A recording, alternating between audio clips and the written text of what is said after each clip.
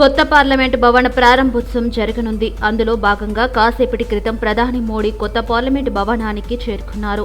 Parliament ఆవరణలో గాంధీ విగ్రహానికి మోడీ నివాళులు అర్పించారు.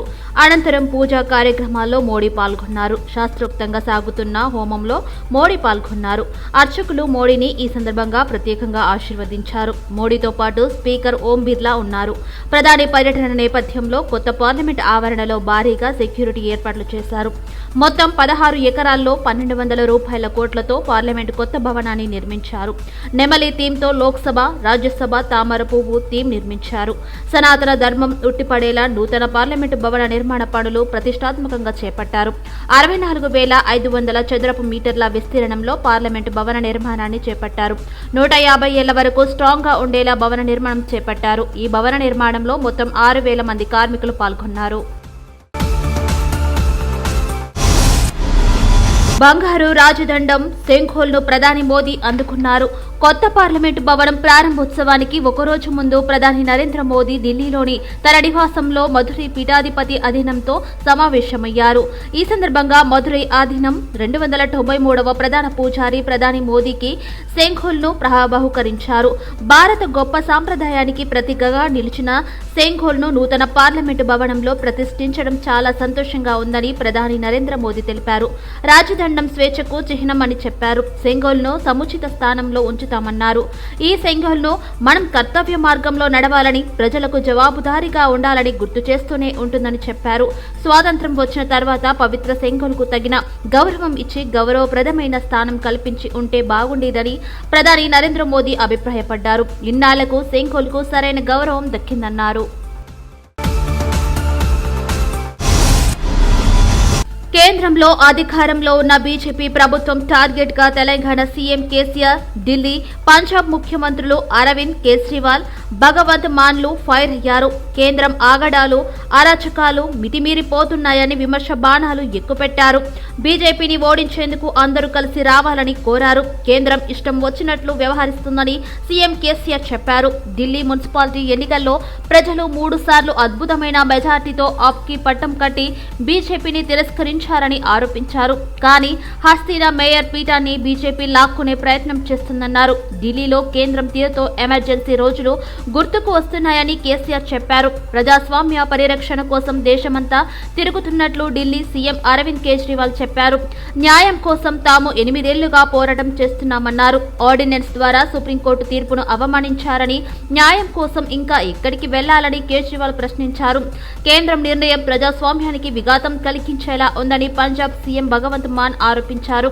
గవర్నర్ వ్యవస్థను బీజేపీ సర్కార్ దుర్వినియోగం చేస్తుందని మండిపడ్డారు. ప్రజాస్వామ్యాన్ని తాము కాపాడేందుకు ప్రయత్నిస్తున్నట్లు భగవంత్ మాన్ సింగ్ చెప్పారు.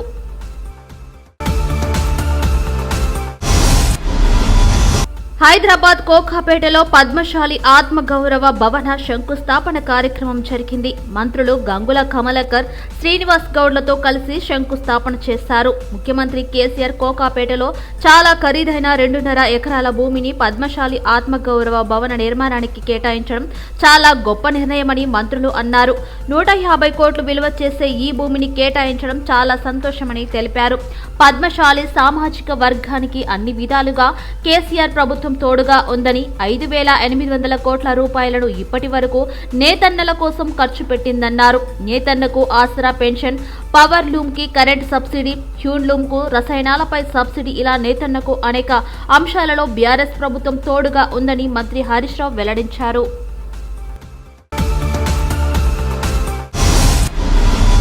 రాష్ట్ర ప్రజల దృష్టి మరలించడానికి ప్రధాని నరేంద్ర మోడీ జిమ్మిక్కులు చేస్తున్నారని మాచి పొన్నాల లక్ష్మయ్య విమర్శించారు. పార్లమెంటు వ్యవస్థపై బీజేపీ చిత్తశుద్ధి ఏంటో చర్చకు సిద్ధమా అని ప్రశ్నించారు. ప్రజాస్వామ్యంపై మోడీకి విశ్వాసం లేదని, ప్రజలు తిరగబడితే నల్ల చట్టాల విషయంలో బీజేపీ తోక ఎలా ముడిచిందో భవిష్యత్తులో కమలం పరిస్థితి అధ్వానంగా మారుతుందన్నారు. బీజేపీ పాలన మాకొద్దు అని జనం చేతులు ఎత్తి దండం పెడుతున్నారు. దేశంలో ఆర్డినెన్స్ల ప్రభుత్వం ఏదైనా ఏదైనా ఉందంటే అది బీజేపీ ప్రభుత్వమేనని పొన్నాల లక్ష్మయ్య ఆరోపించారు. పార్లమెంటు భవనం ఏదైనా బీజేపీ అప్రజాస్వామ్యకి పాలనలో ఎలాంటి మార్పు ఉండదని నల్లధనం తెస్తామన్నారు. ఏమైందని నిలదీస్తారు. పార్లమెంటులో నల్లధనం గురించి చర్చించే దమ్ము బీజేపీకి లేదని, ఉద్యోగాల గురించి డెబిట్ చేసే ధైర్యం మోడీకి ఉందని ప్రశ్నించారు. అదానీ కంపెనీలలో పెట్టుబడుల గురించి మాట్లాడడం అంటే మోడీ ఎందుకు భయపడుతున్నారు? పార్లమెంటుపై నమ్మకం లేని వ్యక్తికి పార్లమెంట్ కొత్త భవనం అయితే ఏంటి, పాత భవనం అయితే ఏంటన్నారు.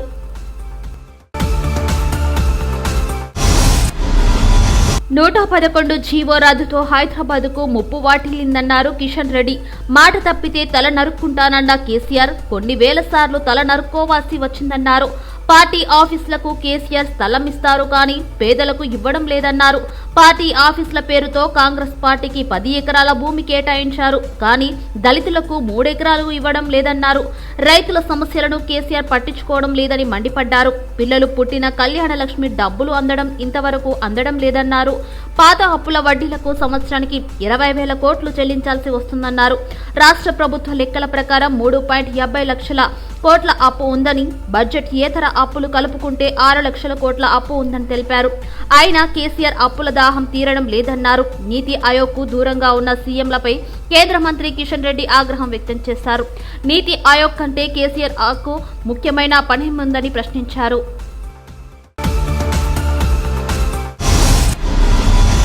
తెలంగాణ దశాబ్ది ఉత్సవాలను ఘనంగా నిర్వహించాలని మంత్రి తలసాని శ్రీనివాస్ యాదవ్ అన్నారు.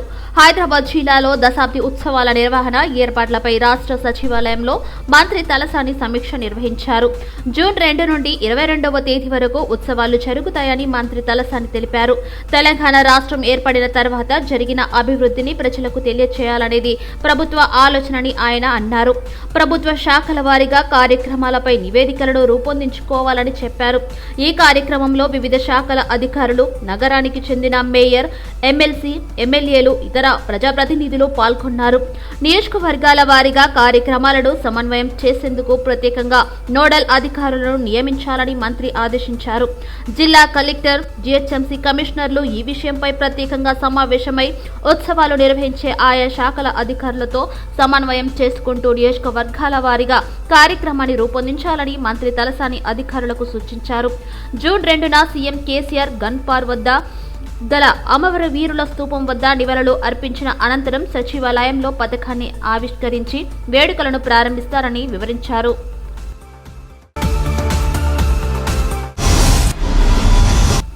న్యాయవాదులపై జరుగుతున్న దాడులను అరికట్టేందుకు తక్షణమే న్యాయవాద రక్షణ చట్టాన్ని తీసుకురావాలని రాజ్యసభ సభ్యుడు, జాతీయ బీసీ సంఘం జాతీయ అధ్యక్షుడు ఆర్ కృష్ణయ్య డిమాండ్ చేశారు. ఈ మేరకు శనివారం ధర్నా చౌక్ లో ట్రస్టెడ్ అడ్వకేట్ అసోసియేషన్ అధ్యక్షుడు అలుగురి రాజారావు ఆధ్వర్యంలో ధర్నా కార్యక్రమాన్ని నిర్వహించారు.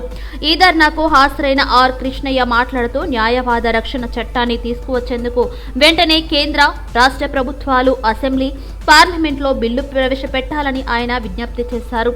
జూనియర్ న్యాయవాదులకు 20,000 రూపాయలు ఉపకార వేతనాన్ని ఇవ్వాలని, న్యాయవాదుల సంక్షేమ కార్యక్రమాలలో భాగంగా వారికి హెల్త్ కార్డులు, ఇన్సూరెన్స్, 60 ఏళ్లు నిండిన వృద్ధ న్యాయవాదులకు పెన్షన్ను ఇవ్వాలని కోరారు. 41 సిఆర్పిసి కింద పోలీస్ స్టేషన్ బెయిల్స్ ఇవ్వడాన్ని రద్దు చేయాలన్నారు.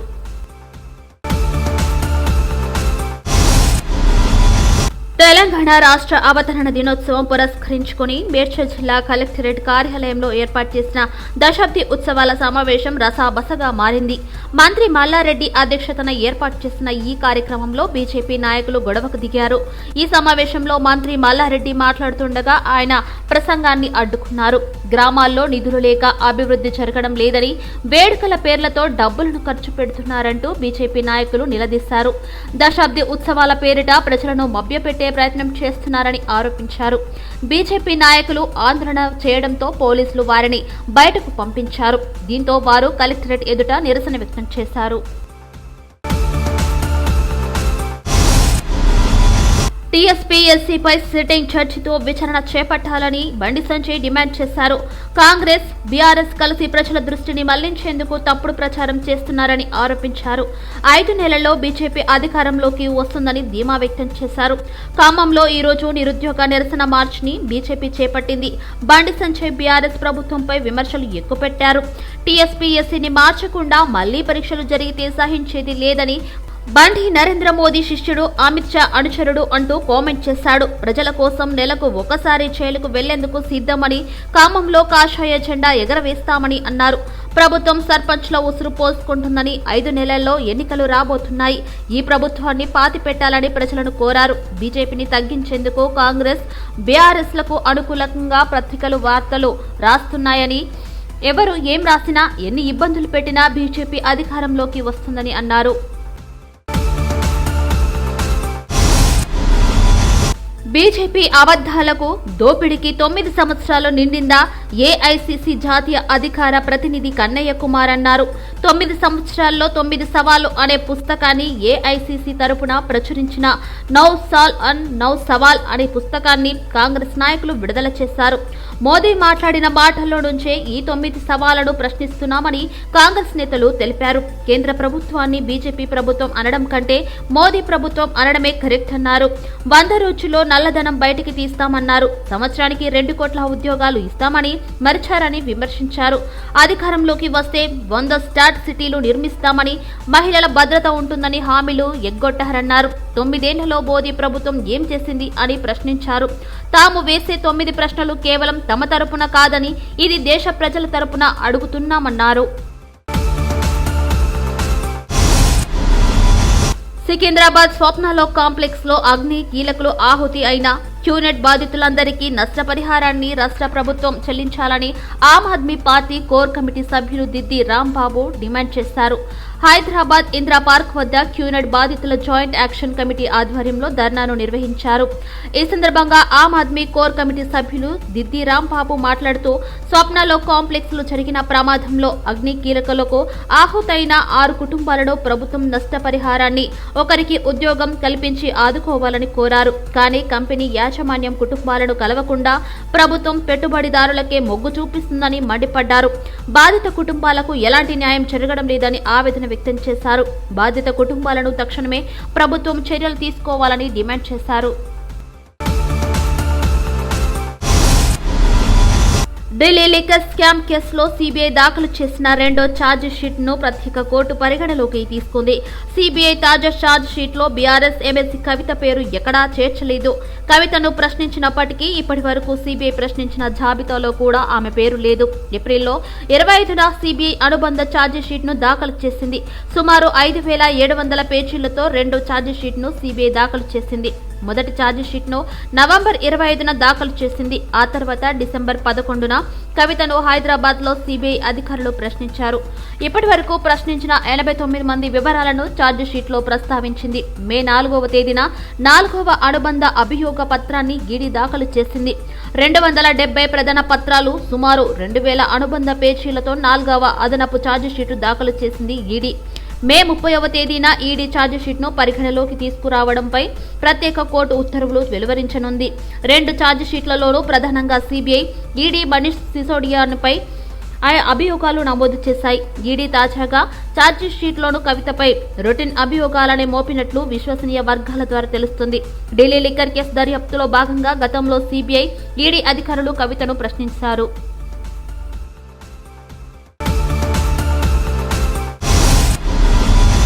వైఎస్ వివేక హత్య కేసులో నిందితుడిగా ఉన్న కడప ఎంపీ వైఎస్ అవినాష్ రెడ్డికి తెలంగాణ హైకోర్టులో ఊరట లభించింది.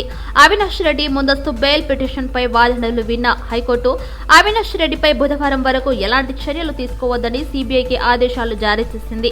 అవినాష్ రెడ్డి తల్లి అనారోగ్యం కారణంగా అరెస్టు చేయవద్దని ఉత్తర్వులు జారీ చేసింది. అయితే ఎంపీ వైఎస్ అవినాష్ రెడ్డి ముందస్తు బెయిల్పై బుధవారం రోజు హైకోర్టు తీర్పు వెలువరించనుంది. ఇంకా అంతకుముందు అవినాష్ రెడ్డి ముందస్తు బెయిల్ పిటిషన్ పై హైకోర్టులో వాదనలు వాడివేడిగా సాగాయి. అవినాష్ ముందస్తు బెయిల్ పిటిషన్పై వాదనలు వినిపించిన సిబిఐ తరపున న్యాయవాది అవినాష్ రెడ్డికి సిబిఐ విచారణకు సహకరించడం లేదని హైకోర్టు దృష్టికి తీసుకెళ్లారు. ఎన్నిసార్లు నోటీసులు ఇచ్చినా అవినాష్ రెడ్డి ఏదో సాకు చూపి తప్పించుకున్నాడని తెలిపారు. ఇక వైఎస్ వివేక హత్యకు నెల రోజుల ముందే కుట్ర జరిగిందన్న సిబిఐ లాయర్ వివేక హత్య వెనుక రాజకీయ కారణం ఉందని వాదించారు.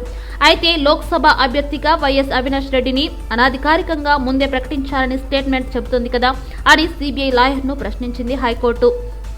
అవినాష్ అభ్యర్థిత్వాన్ని అందరూ సమర్థించినట్టు స్టేట్మెంట్స్ ఉన్నాయి కదా అన్న కోర్టు, రాజకీయంగా అవినాష్ రెడ్డి బలవంతుడు అని మీరే అంటున్నారు, అలా అయితే వివేకాను చంపాల్సిన అవసరం ఏముందని సిబిఐని ప్రశ్నించింది. మరోవైపు వైఎస్ భాస్కర్ రెడ్డి, ఉదయ్ కుమార్ రెడ్డిని ఎందుకు అరెస్ట్ చేశారు, వాళ్ళ నుండి ఏమైనా సమాచారం రాబట్టారా అని కూడా సిబిఐని ప్రశ్నించింది తెలంగాణ హైకోర్టు. అయితే వాళ్ళు విచారణకు సహకరించలేదని కోర్టుకు విన్నవించింది సిబిఐ. ఇక ఇరు వర్గాల వాదనలు విన్న హైకోర్టు అవినాష్ రెడ్డిపై బుధవారం వరకు ఎలాంటి చర్యలు తీసుకోవద్దని సిబిఐకి ఆదేశాలు జారీ చేసింది.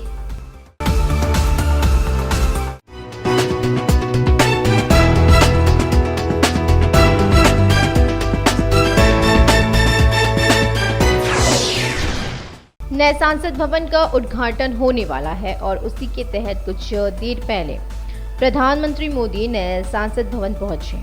मोदी ने संसद परिसर में गांधी के बलिदान पर श्रद्धांजलि अर्पित करी है और बाद में मोदी पूजा कार्यक्रमों में शामिल हुए। मोदी ने वैज्ञानिक होमम में हिस्सा लिया और इसी अवसर पर पुजारियों ने विशेष रूप से मोदी का आशीर्वाद दिया है। मोदी के साथ स्पीकर ओम बिरला भी थे और प्रधानमंत्री के दौरे के मद्देनजर नए संसद परिसर में सुरक्षा के व्यापक इंतजाम किए गए हैं। 1200 करोड़ रुपए की लागत से कुल 16 एकड़ में नए संसद भवन का निर्माण किया गया है। मोर की थीम से लोकसभा और राज्यसभा की थीम का निर्माण किया गया। नए संसद भवन का निर्माण कार्य महत्वाकांक्षी रूप से सनातन धर्म को बनाए रखने के लिए किया गया था और संसद भवन का निर्माण 64,500 वर्ग मीटर के क्षेत्र में किया गया था। भवन का निर्माण 150 वर्षों तक मजबूत रहने के लिए किया गया था और इसी भवन के निर्माण में कुल 6,000 श्रमिकों ने भाग लिया था। पीएम मोदी को सुनहरा राजदंड सेनगोल दिया गया। नए सांसद भवन के उद्घाटन से एक दिन पहले प्रधानमंत्री नरेंद्र मोदी ने मदुरै के राष्ट्रपति के साथ दिल्ली स्थित उनके आवास पर बैठक करी है और इसी मौके पर मदुरै अधीनस्थ के 293वें महायाजक ने प्रधानमंत्री मोदी को सेंगोल भेंट किया है। प्रधानमंत्री नरेंद्र मोदी ने कहा है कि नए संसद भवन में भारत की महान परंपरा के प्रतीक सेंगोल को प्रतिष्ठित कर उन्हें बहुत खुशी हो रही है। कहा जाता है कि राजदंड स्वतंत्रता का प्रतीक है और सेंगोल को उपयुक्त स्थान पर रखा जाएगा। यह सेंगोल हमें कर्तव्य पथ पर चलने और लोगों के प्रति जवाबदेह होने की याद दिलाता रहेगा। प्रधानमंत्री नरेंद्र मोदी ने कहा कि आज़ादी के बाद पवित्र सेंगोल को उचित सम्मान दिया जाता है और सम्मानजनक स्थान दिया जाता तो अच्छा होता। उन्होंने कहा कि इन वर्षों में सेंगोल को उचित सम्मान मिला है। तेलंगाना के सीएम केसीआर, दिल्ली और पंजाब के मुख्यमंत्री अरविंद केजरीवाल और भागवत मान केंद्र की सत्ताधारी बीजेपी सरकार के निशाने पर है और उन्होंने आलोचना करी है कि केंद्र की ओर से अराजकता बहुत अधिक हो रही है। उन्होंने भाजपा को हराने के लिए सभी से एकजुट होने को कहा। सीएम केसीआर ने कहा कि केंद्र जैसा चाह रहा है वैसा बर्ताव कर रहा है। उन्होंने भाजपा पर दिल्ली नगर निकाय चुनाव में आपको 3 बार प्रचंड बहुमत से खारिज करने का आरोप लगाया है, लेकिन उन्होंने कहा कि बीजेपी मेयर की सीट हड़पने की कोशिश कर रही है और केसीआर ने कहा कि दिल्ली में केंद्र जिस तरह से काम कर रहा है उससे आपातकाल के दिनों को याद किया जा रहा है। दिल्ली के सीएम अरविंद केजरीवाल ने कहा कि पूरा देश लोकतंत्र की रक्षा के लिए घूम रहा है। वे 8 साल से न्याय के लिए संघर्ष कर रहे हैं। केजरीवाल ने सवाल किया है कि अध्यादेश से सुप्रीम कोर्ट के फैसले का अपमान हुआ है। उन्होंने कहा कि वे न्याय के लिए और कहां जाएं। पंजाब के सीएम भागवत मान के केंद्र के फैसले पर लोकतंत्र को बाधित करने का आरोप लगाया। उन्होंने कहा कि भाजपा सरकार राज्यपाल प्रणाली का दुरुपयोग कर रही है। भगवंत मान सिंह ने कहा कि वे लोकतंत्र को बचाने की कोशिश कर रही हैं।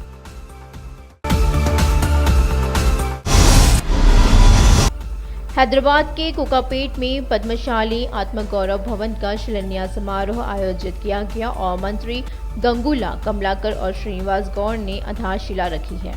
मंत्रियों ने कहा कि पद्मशाली आत्मसम्मान भवन के निर्माण के लिए कोकापेट में बेहद महंगी 2.5 एकड़ जमीन आवंटित करना मुख्यमंत्री केसीआर का बहुत अच्छा फैसला है। उन्होंने कहा कि केसीआर सरकार पद्मशाली समुदाय को हर तरह से समर्थन कर रही है और अपने नेताओं के लिए अब तक 5,800 करोड़ रुपए खर्च कर चुकी है। मंत्री हरीश राव ने खुलासा किया है कि बीआरएस सरकार नेतन्ना के लिए समर्थन, पेंशन, पावरलूम के लिए मौजूदा सब्सिडी, हथकरघा के लिए रसायनों पर सब्सिडी जैसे कई पहलुओं में नेतन्ना का समर्थन कर रही है।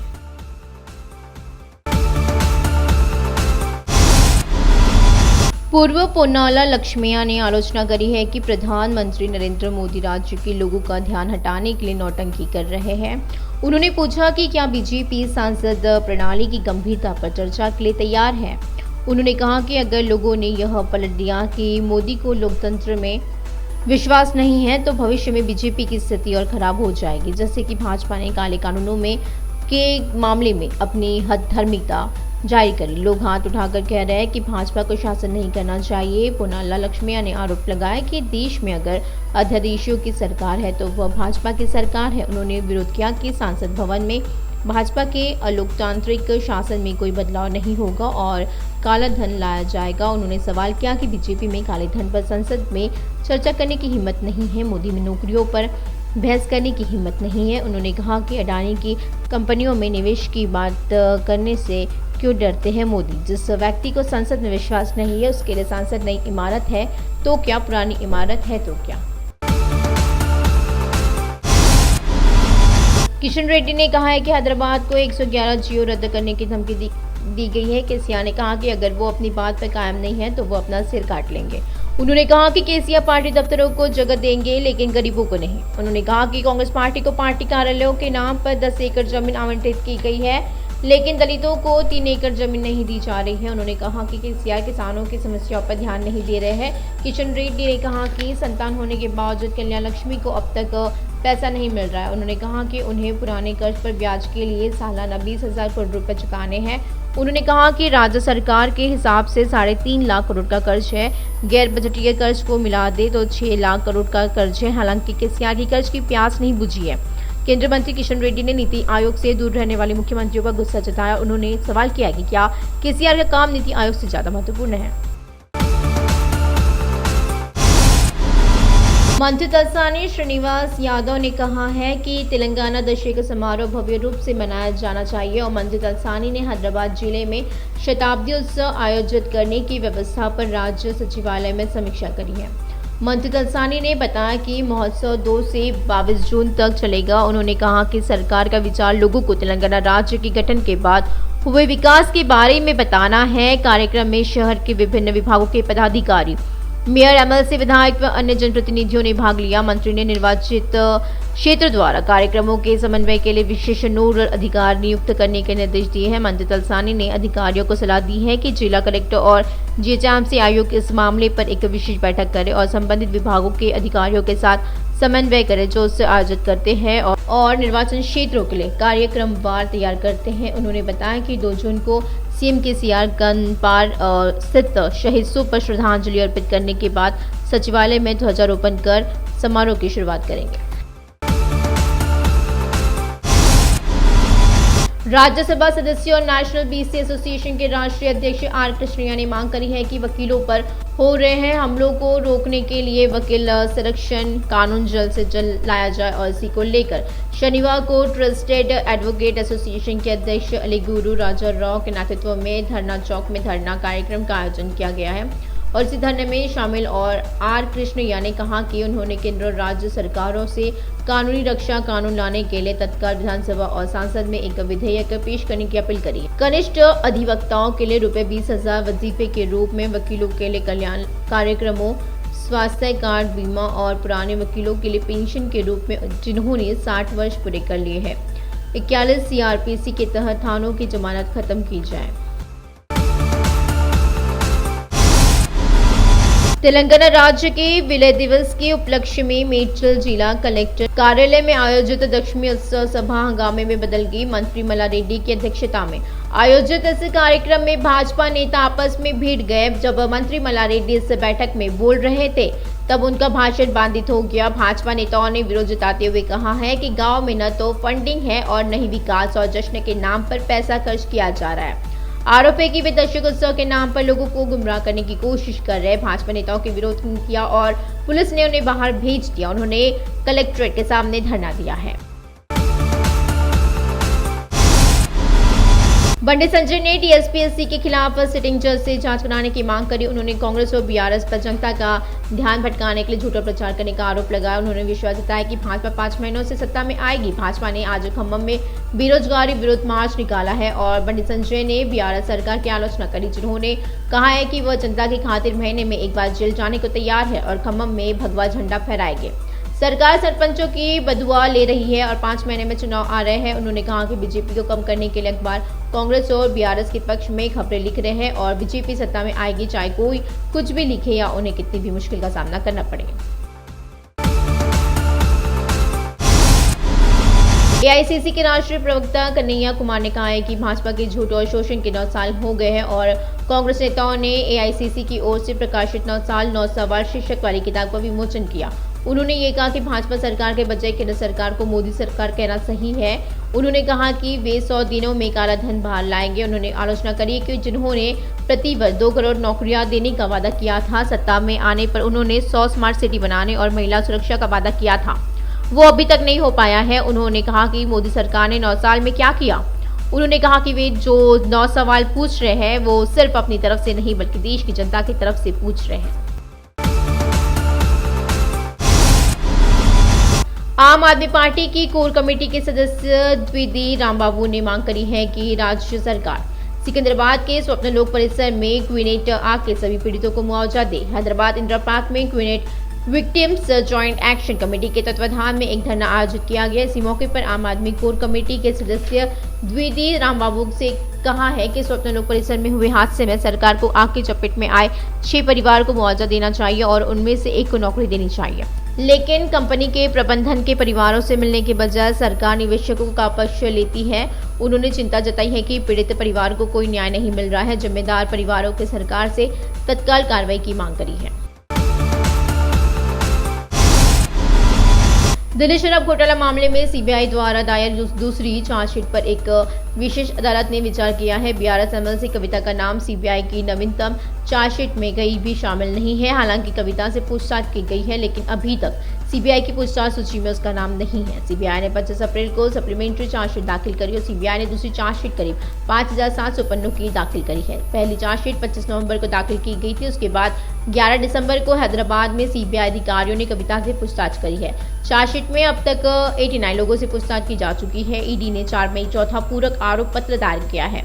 ईडी ने 270 मुख्य दस्तावेजों और लगभग 2000 पूरक पृष्ठों के साथ चौथी अतिरिक्त चार्जशीट दाखिल करी है। ईडी 30 मई को विशेष अदालत द्वारा चार्जशीट पर विचार करने का आदेश जारी करेगा। दोनों चार्जशीट में सीबीआई और ईडी ने मुख्य रूप से मनीषा सिसोदिया के खिलाफ चार्जशीट दाखिल करी है। विश्वस्त सूत्रों से ऐसा प्रतीत होता है कि ईडी ने नवीनतम चार्जशीट में कविता पर रूटीन का आरोप भी लगाया है। इससे पहले सीबीआई और ईडी के अधिकारियों ने दिल्ली शराब मामले की जांच के तहत कविता से पूछताछ करी थी।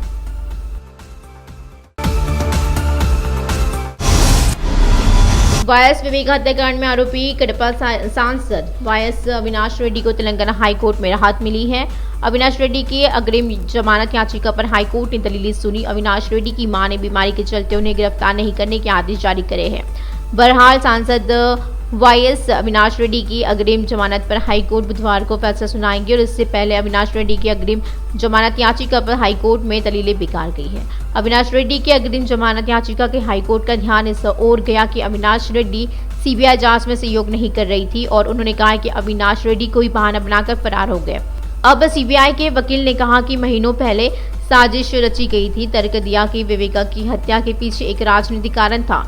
हालांकि क्या बयान कहता है कि वायएस अविनाश रेड्डी को अनौपचारिक रूप से लोकसभा उम्मीदवार के रूप में घोषित किया गया था।